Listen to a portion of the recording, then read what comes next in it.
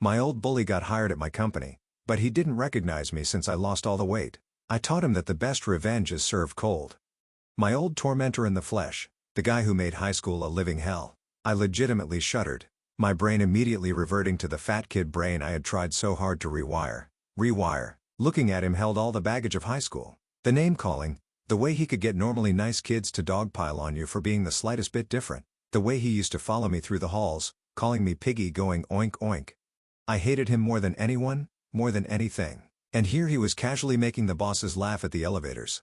They had no idea how close he pushed me to. They had no idea he is the reason I struggle with body dysmorphia to this day, not to mention the anxiety and clinical depression, and I started to see him more around the office. He was hired. Some lower management role that I prayed to God would never interact with my day-to-day. I knew one day he would talk to me. I played out the scenario in my mind a million times, but when it did finally happen, it did not go how I thought it would. I was being too optimistic.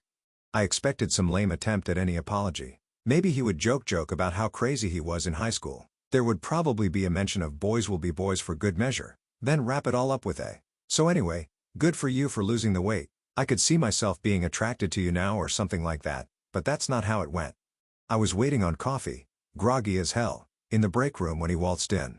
Axe body spray immediately overpowered the smell of the coffee beans. He stood behind me and I could feel his eyes on my butt. He tapped me on the shoulder, hand outstretched, introduced himself.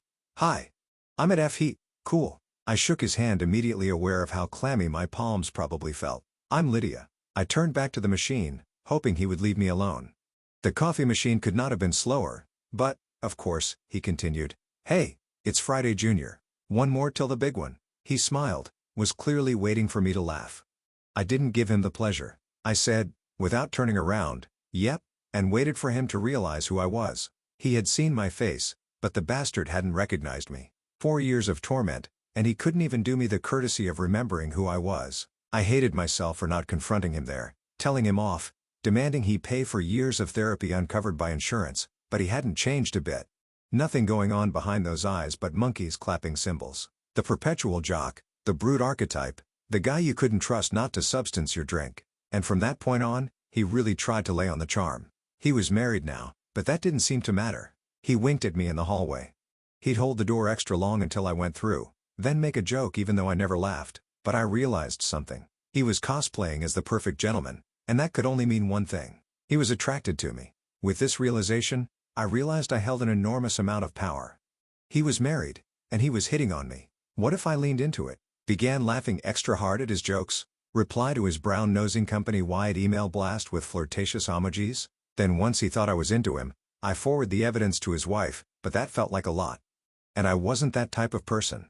I wasn't going to act like I liked him. That was crazy. He was the person I despised the most. So instead, I did my job, started speaking up in meetings, asked good questions, went above and beyond for my team, schmoozed with the bosses, made myself known, laid on the charm. Finally, I was promoted, then promoted again, then again. Soon enough, I was number 2 at the company. I could hire and fire anyone I wanted. And guess who was first on the chopping block? You guessed it.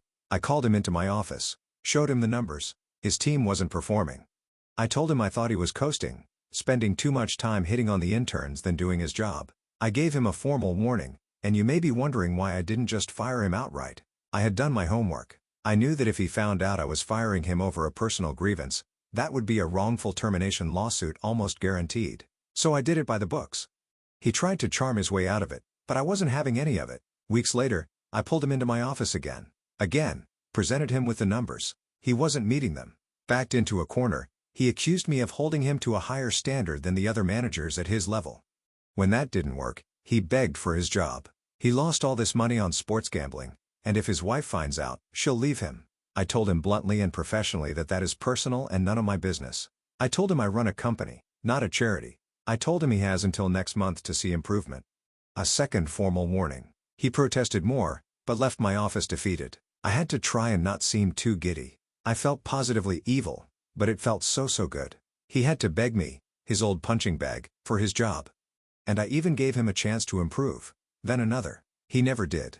He moped around for a few weeks, didn't do any work, then still left each day at 2 or 3 p.m. Finally, I let him go. He was devastated and had to be walked out by security. That was years ago. I learned recently,